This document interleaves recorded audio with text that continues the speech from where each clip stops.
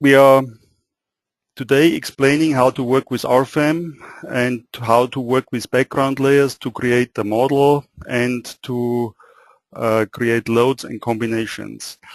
We will then take a closer look to the reinforced concrete design and at the end create documents.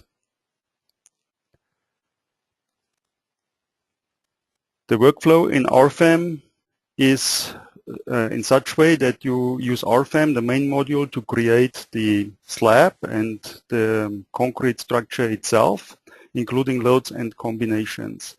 Then you will use certain modules to do the design in concrete. The most important modules are RF concrete, that includes slab and beam design. There is also additional modules for punching design, namely RF punch, or for column design, namely RF concrete column. RF concrete NL is a more advanced module for nonlinear analysis, especially used for deflection of slabs and for deflection of beams in cracked situation. With RF concrete deflect, it is a more simple module that we can use also to analyze deflections of slabs. In the concrete design modules, we have following codes available: Eurocode 2, ACI 318, which is American code, SI 262, which is a code from Switzerland, GB 510, which is a Chinese code. Other codes are in preparation and will be also published on our website when they are available and finished. I would like to go now into the demonstration of the module itself and in the live demonstration in the software. For those of you who are new, you can ask short questions, and my colleague Robert Vogel will assist you with short answers. To ask questions, please use the small question text box where you can type in short questions. You can show and hide the control panel by clicking on the red arrow on top of your screen. Typically on the right hand side of your screen you see this control panel. In the live demo, we will now enter this structure that you see here on the screen, and I will leave the PowerPoint presentation and explain a little bit about the model itself. In many situations, you do not have a 3D model or a BIM model or a Tekla model or a Revit model, and you will have maybe only a sketch, but you might want to use this sketch to model your structure inside RFEM. Here you see a small slab ground plan made in AutoCAD. You see where the walls are. We have here a beam, we have a column, and you see some dimension. And I'm using this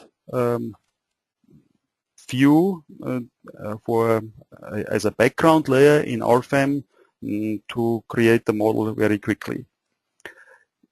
To do this, I open a new structure inside RFEM, and I'll have to enter a model name. It will be a 2D model, and it will be according to Eurocode EN 1990, especially the loads will be according to Eurocode EN 1990, and we'll use the general settings for the national annexes throughout this project. We'll create combinations automatically according to this code, and we'll create result combinations, which are linear superpositioned results of the individual load cases. Now I can import the background layer. Either you can use File, Import, and you see here DXF format, import as background layer, or you can also go to the Data Navigator and use the Guide objects, and Here you find background layers. Right click on it and create a new background layer. I'll import one DXF file I have prepared here as a background layer, and you can name it as you like, sketch from CAD. Also, you have the option to import from a specific layer that you can select here. You might have drawn already certain lines inside your CAD application that you might want to use for your boundary lines, for your surfaces, but in this case I import the entire lines that I find here. I click on OK, and you'll see the slab, the outlines of the slab already in the background. These are not real lines. I cannot touch them at the moment. Now the situation is so that my actual structural system will not be all the way to the end of the wall or to the outside of the wall, but maybe also already end in the center of the wall. And often it is so that as the structural boundary we use the center or the middle of the wall where the slab is placed on. So how to do this? I can now use a tool called Set Parallel Line. And with this Set Parallel Line tool, I can create a line that is offset of a line that I pick in this background layer. The offset I use here with the half of the wall thickness, which is in this case 18 centimeters. And now I can start clicking on the line, and you see in the center of this wall a line is created. And I can now just simply click on all the wall edges that I have in my template and go around the slab here to quickly kind of grab the geometry of the structure from this background layer.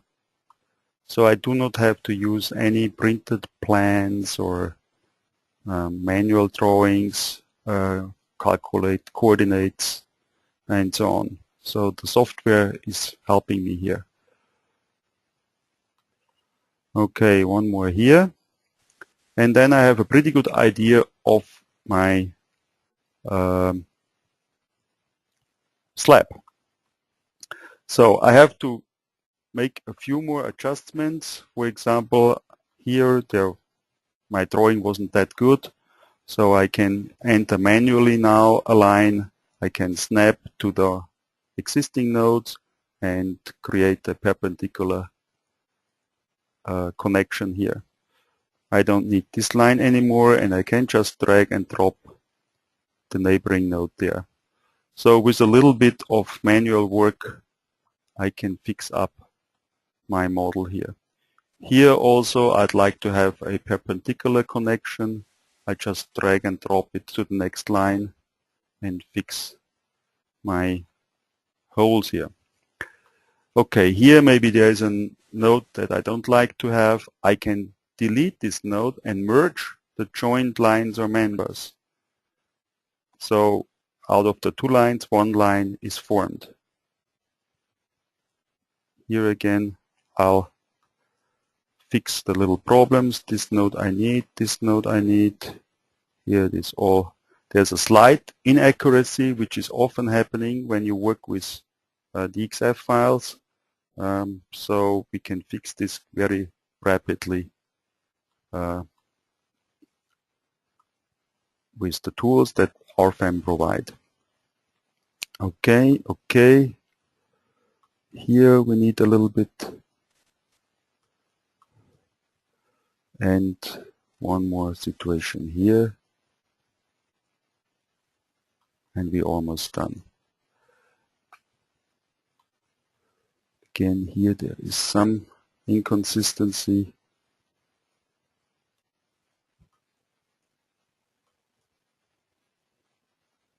Okay. One other thing is I have here certain rooms or offices that I would like to apply loads in separate load cases. So it's a good idea to create not just one slab out of, not just one surface out of this slab here, but create one surface for each wall. And that's why, for each room. And that's why I create here a few more lines so I can draw basically my rooms and the maybe I do it the other way, hang on. So I have the correct boundary lines for the surfaces. Okay. Okay. Here we go. So once we are done, I can maybe delete this one node here. Once we are done, we can hide our background layer. And we can just either delete it, or we do not have to delete it. We can go to the display tree and just hide it. There's guide objects as well, and we just hide the background layers. Okay. Next, we'll have to enter the surfaces itself. So I select the boundary lines. I have here already in this model a couple of materials. I use them, concrete C37. Of course, I can always pick something from the library that comes with the software. The thickness should be 300 millimeters, and it's a standard surface type. I'll click on the boundary lines and quickly enter my surfaces one by one. And each surface represents one room that I might want to use later. Okay. Okay. Here we go. And we are done with the surfaces. Next, we'll enter quickly the linear supports from the walls. Okay. I can either enter a rigid linear or hinged linear support, or as a specialty in RFEM, I can use a so-called elastic support via wall. This tool automatically provides the stiffness of the wall, and for this I have to enter the dimensions of the wall. So the thickness is 360 millimeters, the height is 3 meters. The material of the wall I can pick here, for example, from masonry. RFEM has in its library also the option to create certain masonry wall types made from brick and composed with mortar and all the parameters that Eurocode uses. So it's quite well, a lot of parameters you have to use in Eurocode to get actually the correct material parameters for the masonry used to be in the wall. So from these parameters I can create then the modulus of elasticity, the shear modulus, and so on that I need for an analysis. I'll use a linear elastic material law for this, so I'm not using a nonlinear masonry material model. Okay, and I also can address the support condition of the wall on top and bottom, and I will choose the hinged support condition. Okay, and I see as a result the stiffness for the vertical support of this created from this wall with the specified dimensions. Okay, next I'll just click on the lines that are supposed to be supported. This one maybe not, I can erase it later. Okay. Okay.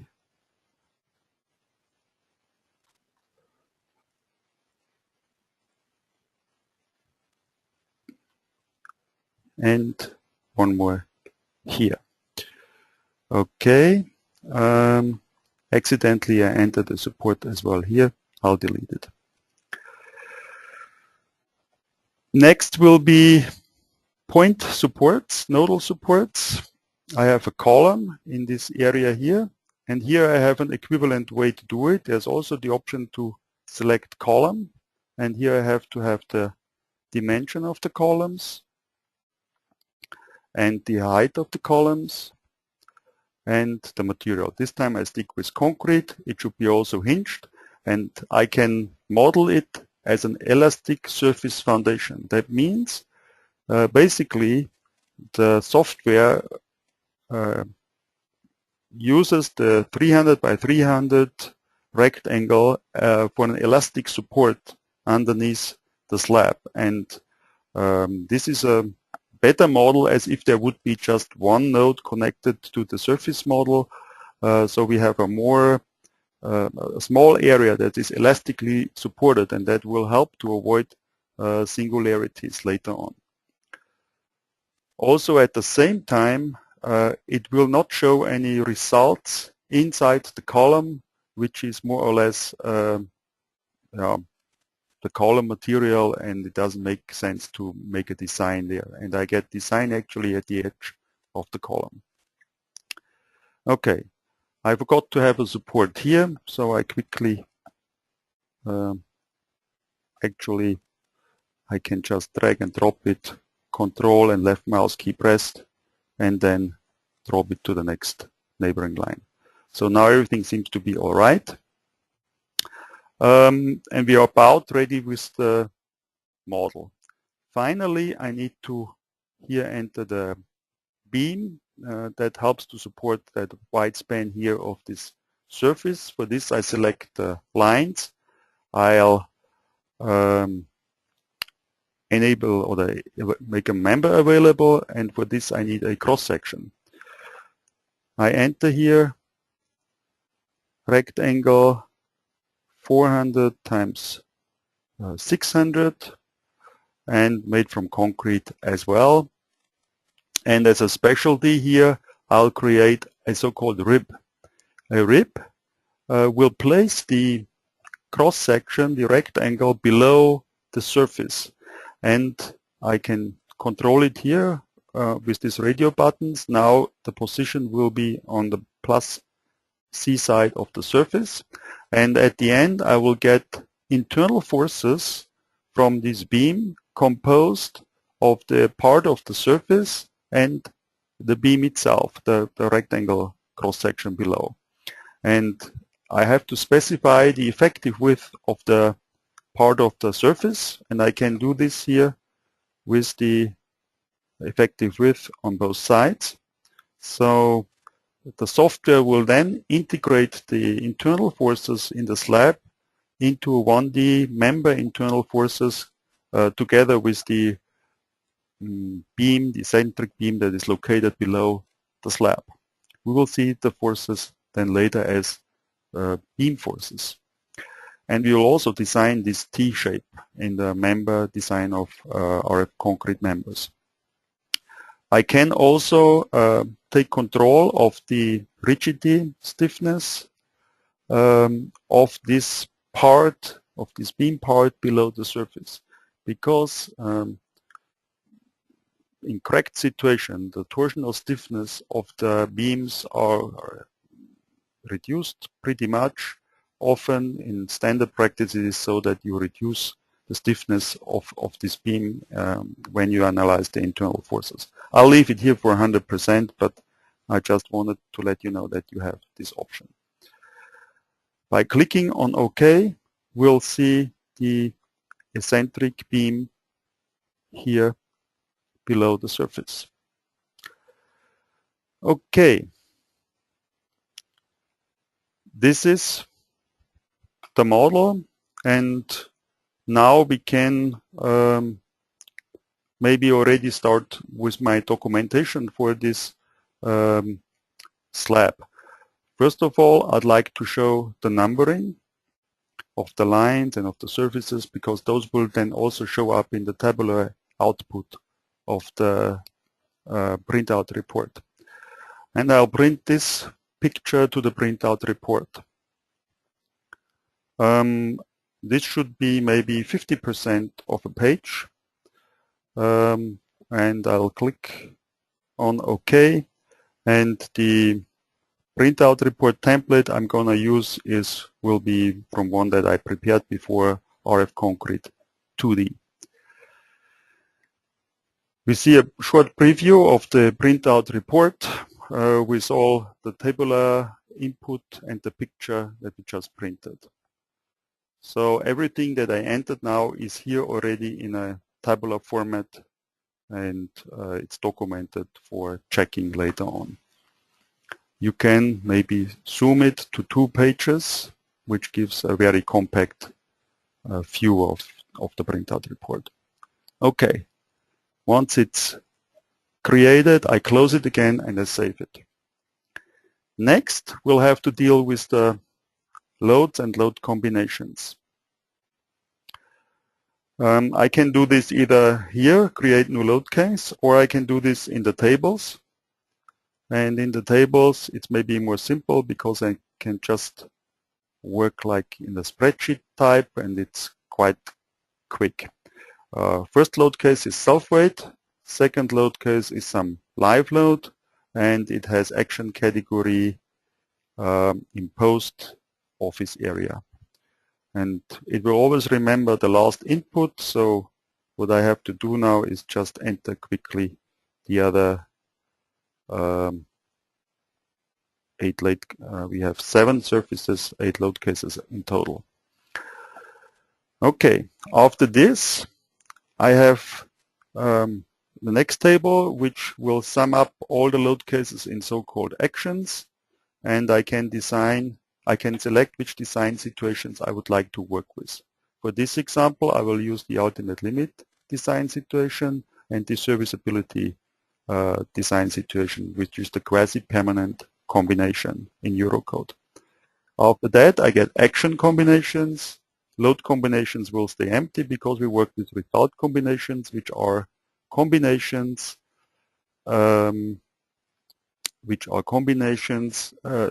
overlap linearly analyzed results. And at the end, we will mostly work with the result combination 5 and 6, which will include the envelope of all the design situations and serviceability situations. Note that we will use in the design situation additional partial safety factors, 1.35 and 1.5 for the office area. Okay, this is the combinations and the plain load cases. Next will be the loads itself. We'll create a new surface load for the self-weight load case, 2.5 kilonewton per square meter, going to all the surfaces. Next will be the live load, 3.5 kilonewton meter on each surface individually per load case. I can just change the load case while I'm still in the entering mode of the load itself. So this way I'm rather quickly with entering those load cases. Last but not least, I will take a look at the mesh generation parameters before I run the calculation. In the mesh settings, I set a target length for the finite elements of 500 millimeters.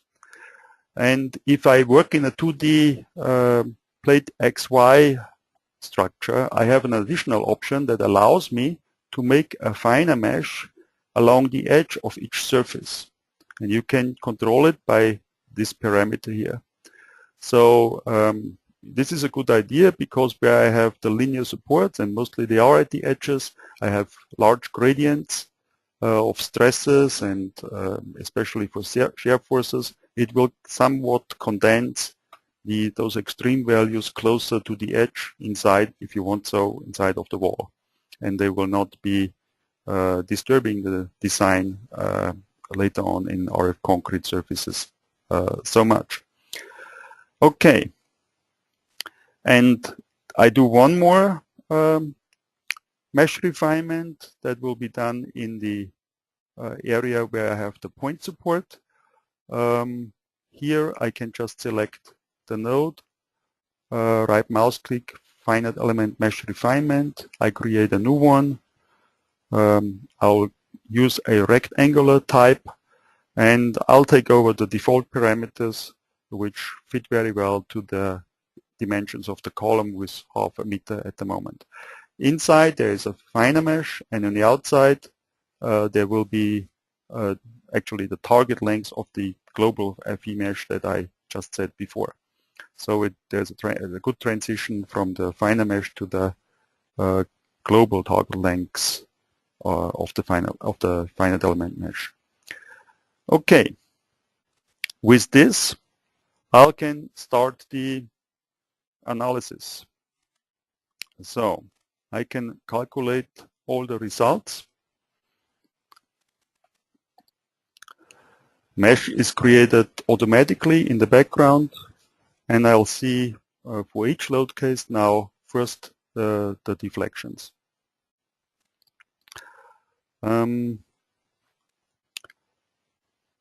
I can also view the internal forces, maybe in the top view.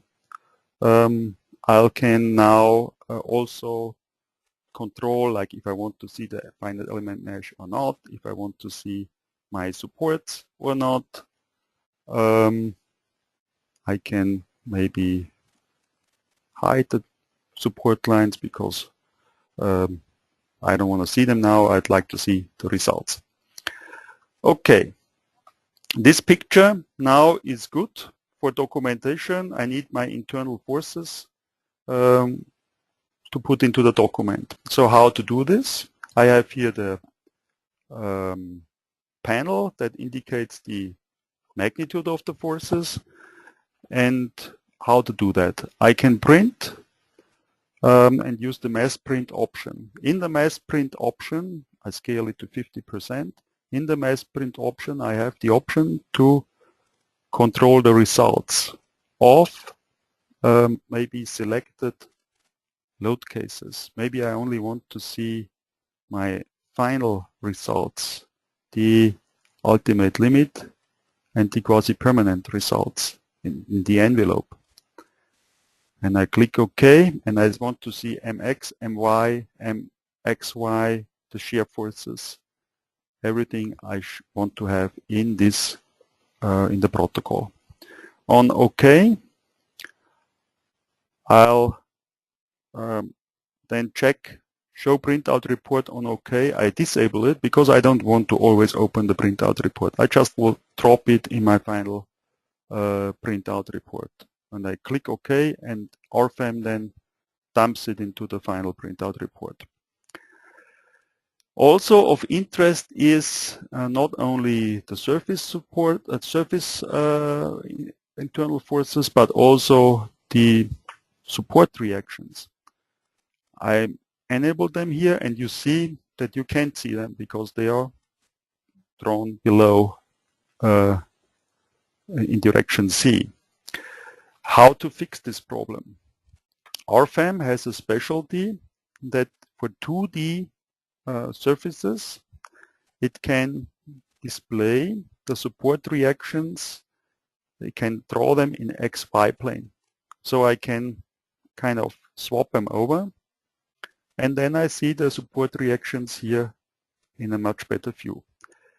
Often engineers do not work with the real lines of the support forces because when there is a masonry wall, the force transfer is not one-to-one from the support of the slab down to the next maybe wall below. There's some kind of distribution that is depending on the stiffness of the material that is used for the walls. So in many cases, it's also suitable to work with smoothed, mean, constant forces.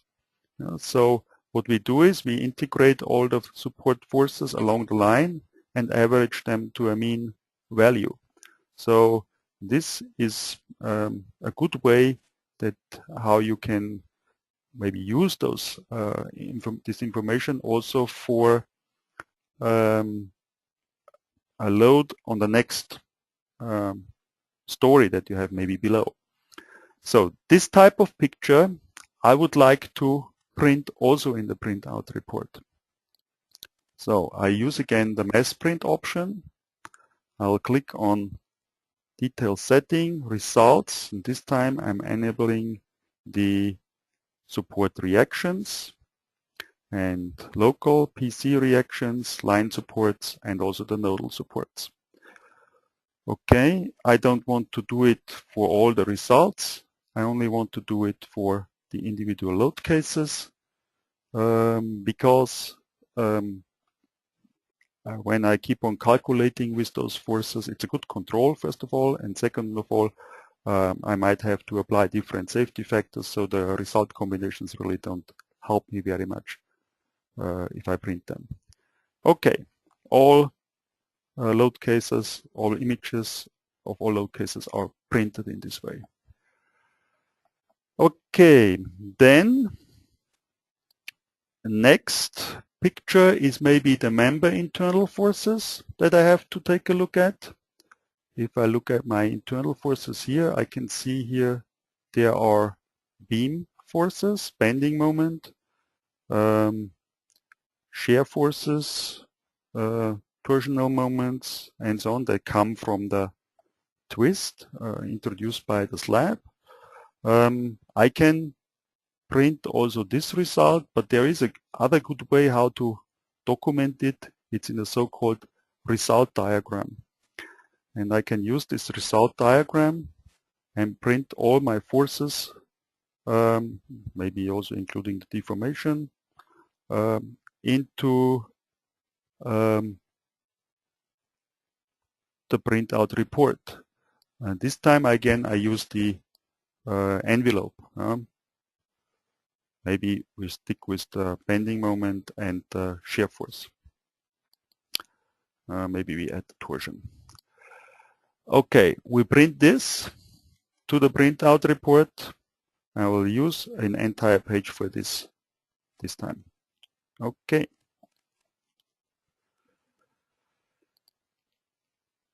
Good.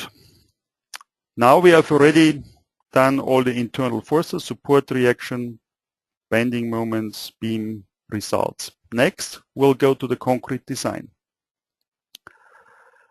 Here we'll first use the module RF concrete surfaces, and the RF concrete surfaces module will design the surfaces as it says.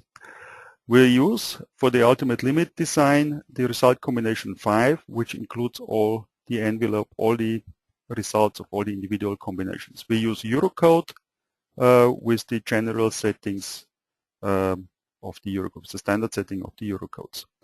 For serviceability limit state design, we use the quasi-permanent combination. We can check the materials, which are just taken over from RFEM.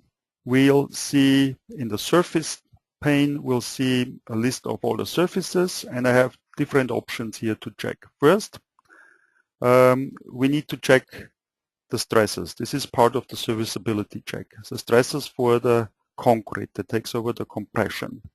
Regarding the code, there are certain settings that limit the compressive stress, and you can just choose them. Everything is set up by default, so in general you wouldn't have to change anything. Also, stresses have to be limited. For example, typically to 80% of the yield stress of the material. If you want to, you can set those settings individually for each surface. And the next thing is the crack width control. And here I have to define, first of all, what is the limiting crack width. It should be according to the exposure class. And in this case, I have XC1, which will be resulting in 0.4 as a crack width, as allowable crack width. then the Eurocode knows 3 different options how to control crack width. One is by limiting the diameters, another one is by limiting the maximum spacing of the bars, and the third one is the direct analysis of the crack width, which is the most sophisticated, I would say, and therefore I'm just using this one option instead of doing the same check 3 times. If it is important, you can also analyze a minimum reinforcement for effects due to an internal restraint. In this case, we don't have this. This can have a significant amount of free bars as a consequence. But this slab can float free on the walls, so there is no restraint basically, and we can ignore it.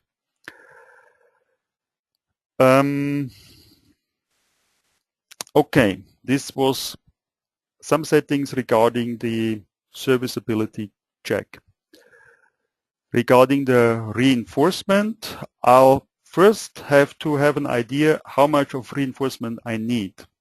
And then I can decide if I put there a basic reinforcement that will be everywhere on the slab, or if I have like 2 layers of reinforcement. One is a basic reinforcement and another one is an additional reinforcement.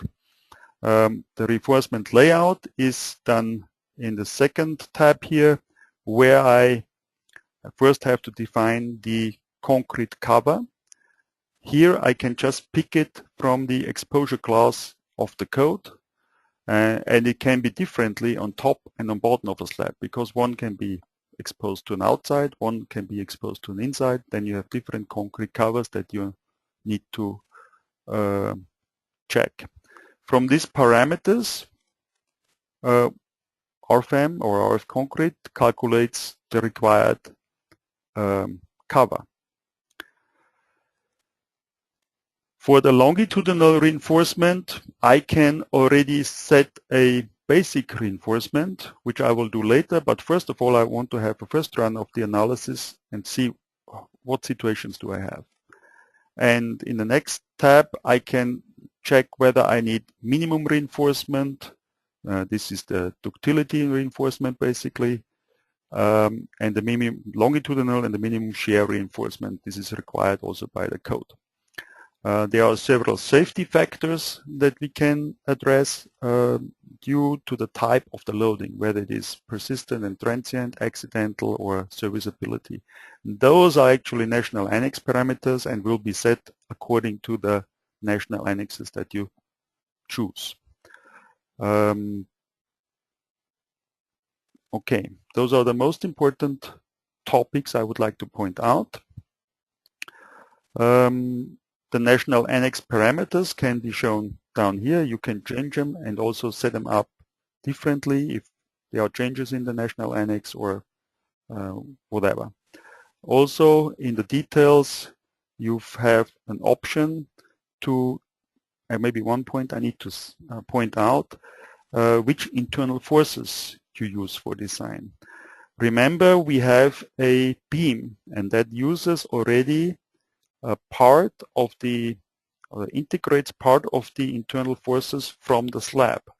And I'll get a design then in the next step for this T section.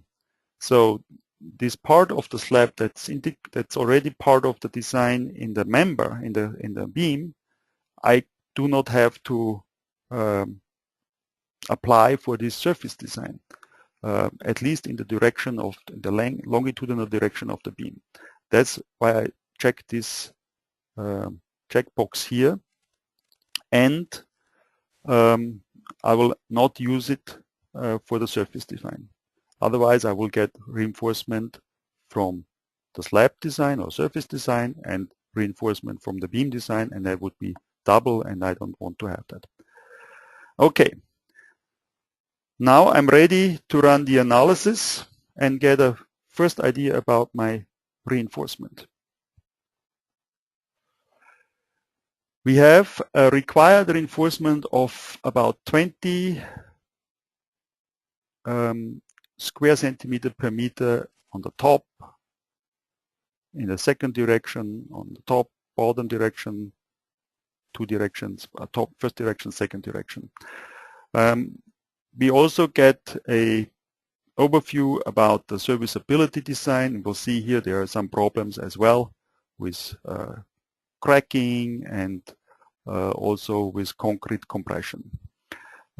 Let's take a look where we have those problems, and I go to the graphic, and we get first the display of the required reinforcement on the top. On the top in the other direction. Note here the direction is indicated by these little red marks. Then we have the bottom reinforcement in one direction, bottom reinforcement in the other direction. We see here now direction longitudinal to the beam takes out the design pretty much of this reinforcement where we have defined the beam. So RFEM knows that there was 1.60 meters left and right of this beam, and this section will be part of the beam design. Okay, let's take a look of the content that we need of rebars. If you see like the blue and the greenish areas, we talk about 4.8, 4.08 square centimeters per meter. So if I would cover this with a basic reinforcement, I would have only a few spots where I would have to have additional reinforcement. For example, here. And if I look at the other direction, it would be, if I do here also 4, then it's greenish. All the green parts will be taken care of. So if I look at the top reinforcement, let's say 4 would be pretty much of the dark blue would be covered, only a few spots left. So I'm trying now to add a additional reinforcement or the basic reinforcement on the surface, on all the surfaces. Go to the reinforcement layout and longitudinal reinforcement, I'm sorry, and here I can enter an existing provided reinforcement. Here either I pick a diameter and a distance, and I'll get the content of reinforcement shown below. For example, I can use a 10 millimeter bar every 200 millimeters. It will be about almost 4 square centimeters per meter of reinforcement. Or I can use wire fabric that I can buy, maybe cheaper, or it's easier to mount, and I can use some quadratic wire mesh for top and bottom. And this I'll use already for my design. It will play an important role for the serviceability check as well, because the diameter plays a role here, and I have already an existing reinforcement there.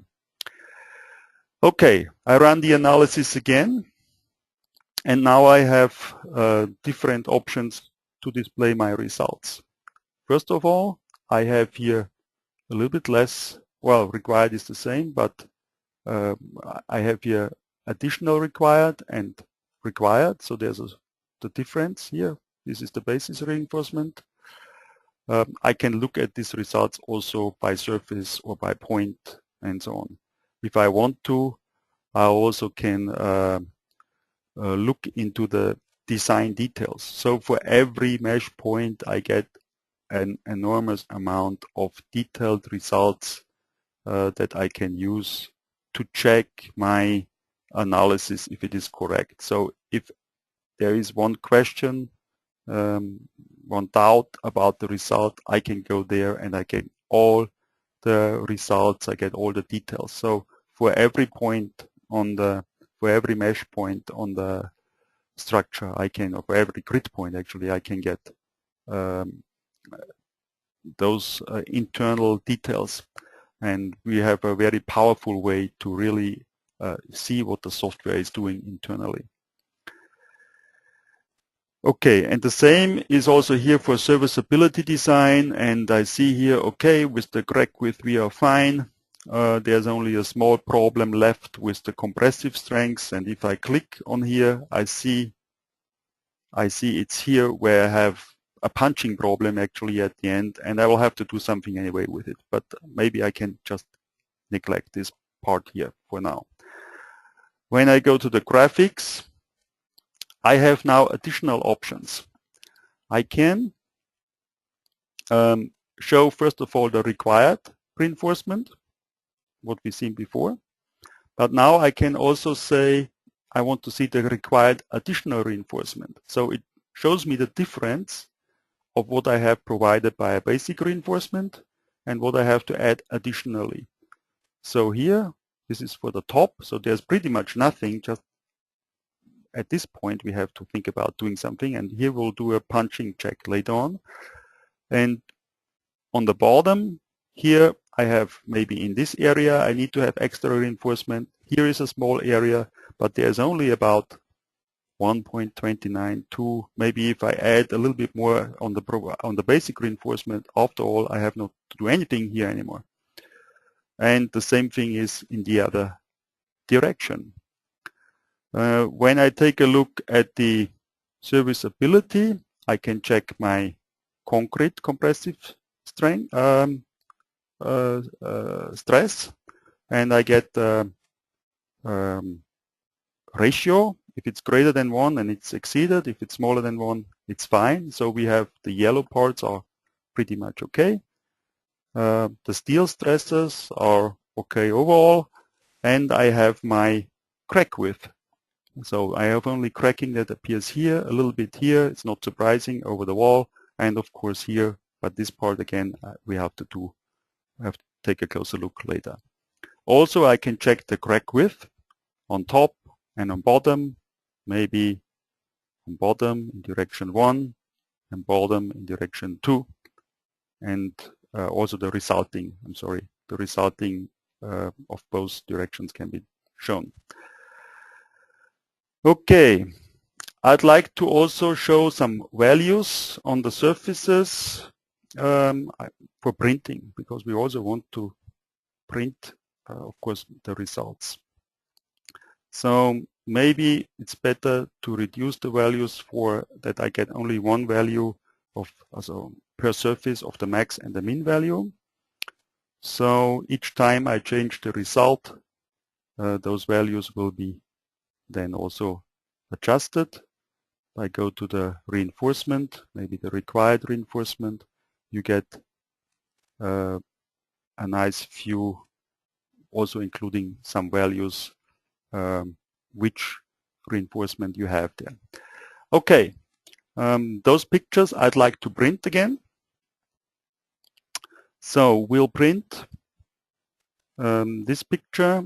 We use the mass print option. We'll use again 50% of page size. And also for the concrete module, I have the mass print option that I show all the results, all the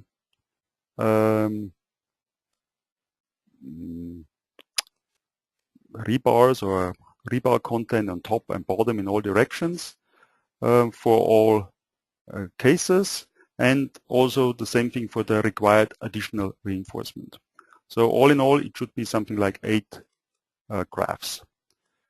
I click OK, and I drop it again in my printout report.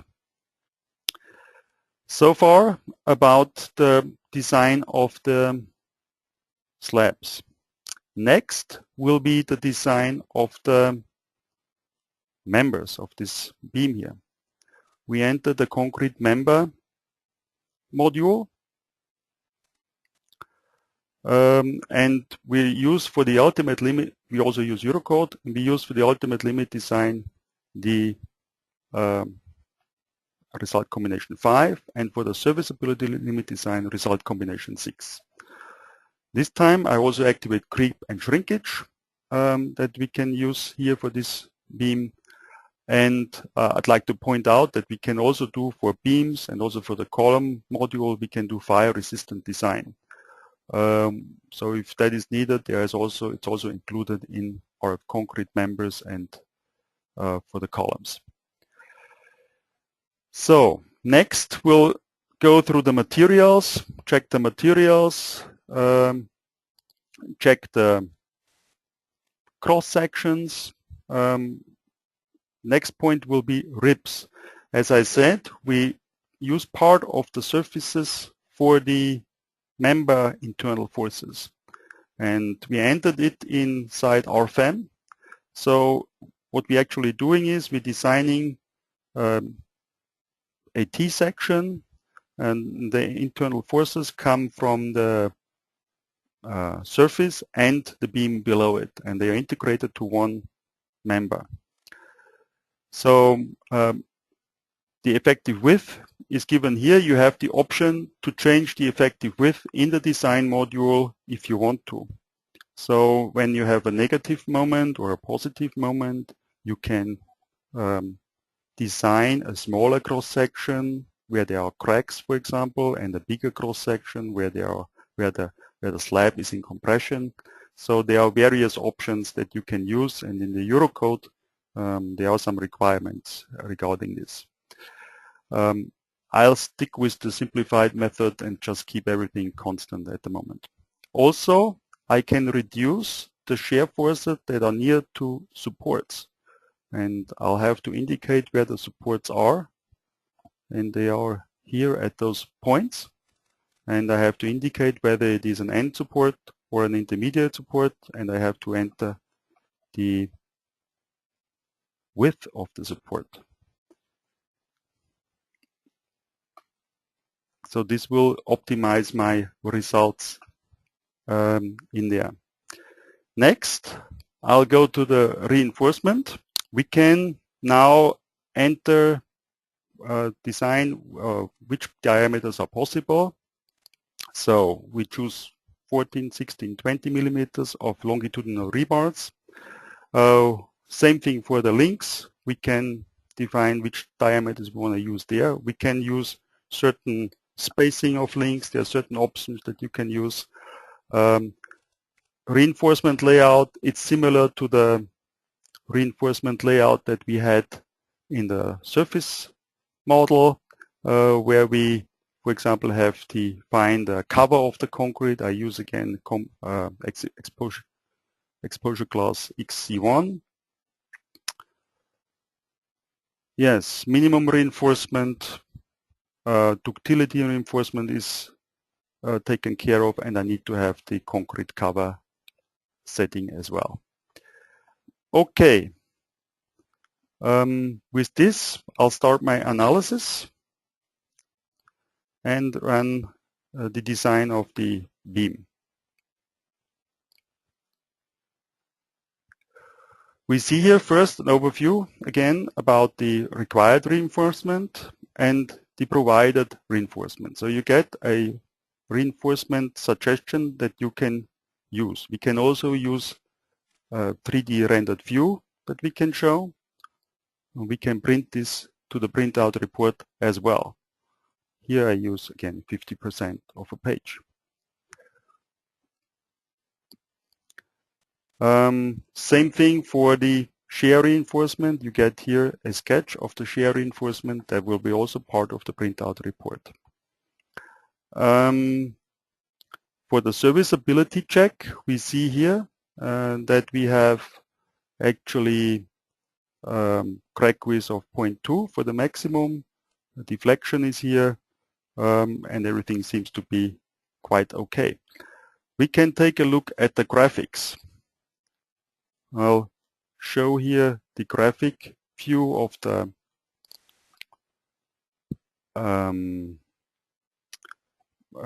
beam, and we see here the top and the bottom reinforcement. As well, we can show the provided top and bottom reinforcement. So we see the software provided more as required, so we're on the safe side. If you want to, you can subdivide those members and make it more individual along the beam. I can print also this picture to the printout report. Printout report 50%, okay, as screen view, and we'll print it. Also, I can show my serviceability checks. We can see the compressive stress for the concrete, for the steel, the tension stress, and I can show also my, maybe I take 2 pictures, print this, okay, and then I print another one with the crack, location of the cracks and the deflection, and print this as well. Okay, this is the design of the concrete members. After all, we can now maybe take a look at our printout report, and I'll just make a quick save in between, and then see how the printout report looks like. I have the printout report here in the data navigator, and with double clicking on it I can open it. And we should see some more data as before.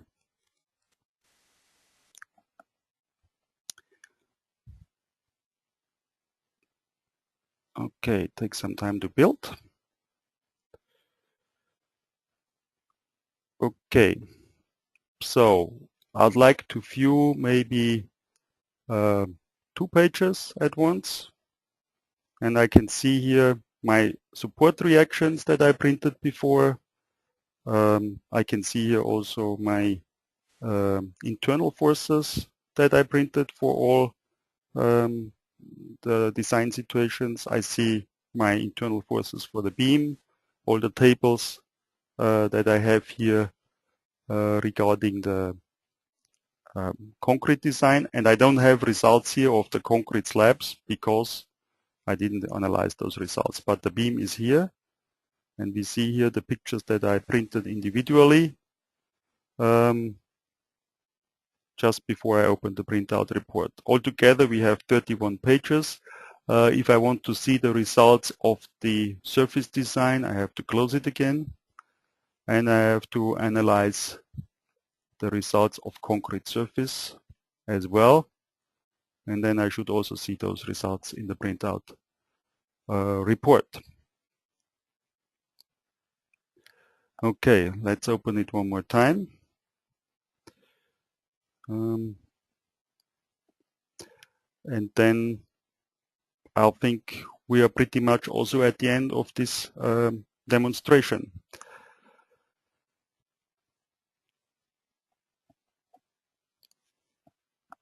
So now let's see if we can see all the other results of the concrete design. RF concrete, here we go. Takes some time. It loads the results while we are navigating, and here we see also the reinforcement and everything. It seems to be clear here again. Okay.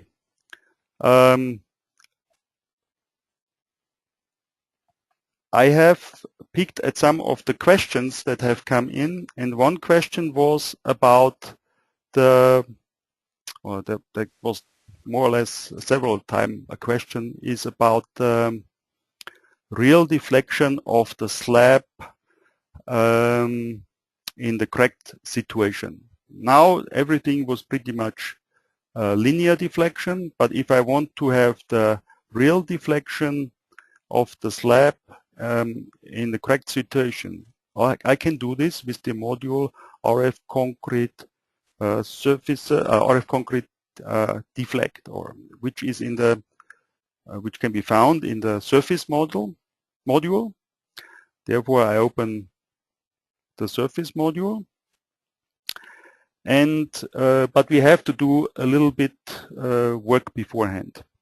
The serviceability limit state, I can go to the analytical method here, and I can see here deflection with RF concrete deflect, and here I can also enable shrinkage and tension stiffening and creeping and so on. This is a more or less nonlinear analysis, and I cannot use a linear combination of results in an envelope. So when I want to do it, I cannot do it for the result combination 6. I have to provide an individual combination. Now, when we look at the internal forces, or let's look at the quasi-permanent results. When I look at this, look at the deflections. You can see here that the deflections are biggest in the area where is the wider span. That's kind of clear. Here it's not so bad, but here is the problem. So I have to find a load situation where this slab is mostly loaded, yeah? And I have to make a load combination and not an envelope, not a result combination. So what I do now is I use maybe load case self-weight, which the load is all over, plus where the load sits on this slab. So load case 1 and 2. And I can anytime, you do not have to work with the fixed load combinations that are created by RFEM. I can anytime create my own load combination with my own safety factors. And I do this now. That was the wrong switch. And I create load case 1 plus factor 0.3, which is the typical safety factor for the permanent combination of the live load. Okay, click OK. Did I do wrong here? 0.3, and then here I need to have the delimiter. Okay, and then I have here my load combination, which I will use for the deflection design. Here now I have an individual situation. All the loads are there and displayed like this. I can run the analysis of this load combination and get a set of results. Note the deflection here is 3.6 millimeters. When I do this now in RF concrete in the correct situation, I'll get the following result. Let me open the module one more time. I'll do following. I'll uncheck this again and do not use the deflection module here. Here we analyze the regular results. We can do this quickly. And then I'll copy the case. I'll copy the same thing and I call it deflection. So I work with the same settings when I analyze the deflections, and here I said then I would like to do the deflection analysis. Okay, but not with the quasi-permanent combination, but with the combination that I just created for deflection. Okay, I run the analysis, and now it's a nonlinear case. And at the result, I get a nonlinear deflection. And we can look it up in the serviceability design. And here we see we have a UC local total of 16 millimeters is the existing value. Limiting value is not quite right. I forgot to set this. When I do the deflection analysis, I'll get different tables here with the deformation analysis, and I can set here the limiting value. So I can analyze the limiting value as a when I divide the maximum length divided by 250, for example, and I can pick this distance here from here to here, for example. So we talk about 7.8 meters, and the limiting value will be 7.8 8 meters divided by 250. And when I run the analysis again with this limiting value, we should be quite okay. And we see here we have required is 16 and, oh, hang on, total. We have here limit is 31 and we have on the 16, so the utilization ratio is 0.6. And the concrete stress problem is again here at the column. Okay, which reminds me that I also have to show the punching that I forgot. Please note that we have the deflection. We can also show this now here in the graphic view. Results, serviceability, deformations. We have here 16. And if I show the same thing, maybe I can view a window, different window, new window, window parallel. And here is the nonlinear, and here will be the linear, which is only 3.6. Is that correct? Yes. So we have about, or almost now, 5 to about 4 times more of the deflection, between 4 and 5 times more of the linear deflections we have in the nonlinear situation. Okay, this was this question, and then let's take a look at the punching check. We have here this situation where we have a lot of force that is concentrated on this column here.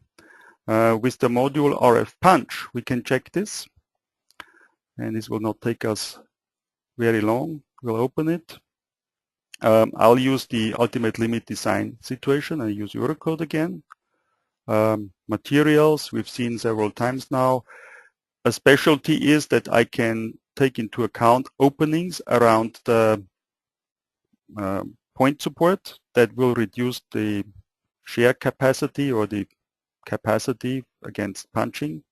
I can enter the location and the type of the openings here.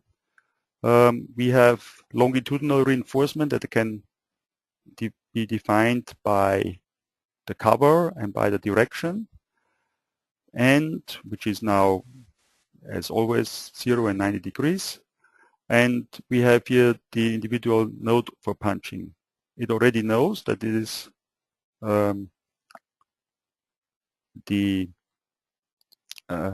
it already knows the node where there's just one support, node number 6, which is also set up here. We knows the surfaces that are connected to this node, and I can put here the dimensions of the column.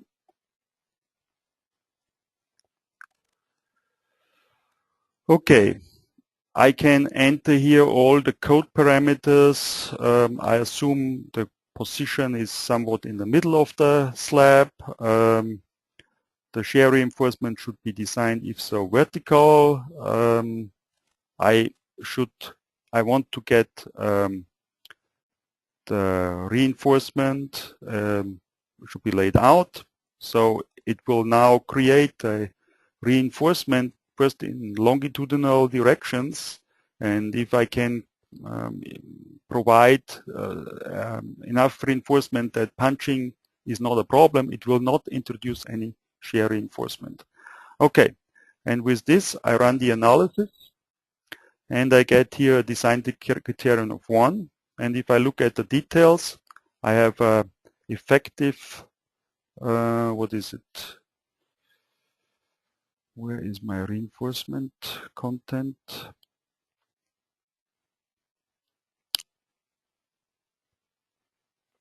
We can take a look graphically as well. So the applied force is 659 kilonewton with the maximum shear stress, basically.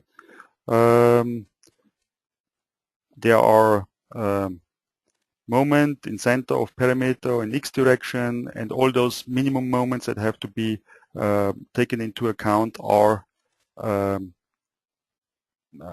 set there. We have here's the applied shear force, 925 kilonewtons. The governing punching load is the same, and then we should get some required reinforcement at the end, and we actually the design is the resistance for shear and the maximum force which is there, and the criterion ends up then as 1. If I look into the graphics, I can show my required reinforcement on top, which is 22.4. I can also show again the value. Maybe this time I only want to have the extreme value. Top, the other direction, and I get my values as well here. So this is the punching shear check, which is done in the module RF punch. Okay. This was the live demonstration. I'm sorry for the slight problems that we have, but this is live demonstration, and things like this, I guess, can happen, and I'm apologizing for it. I hope it still was a good webinar for you, and you've learned something. If you need more information, you're welcome to visit our website. You can follow us also in our social media channels or in our Dlubal blog. That's also available on the website. Also, do not hesitate to download a trial version. You can test out the concrete design yourself with the trial version for 30 days. I'd like to also inform you that there is another webinar at the end of October. This time then will be about advanced steel design using RFEM, and there's more webinars planned also later this year. This webinar that we just had will be recorded and will be also online during the next days, and you can take a look at them in detail again. And yeah, thanks for your time today, and I hope you'll be part of a webinar again in the near future. Bye-bye.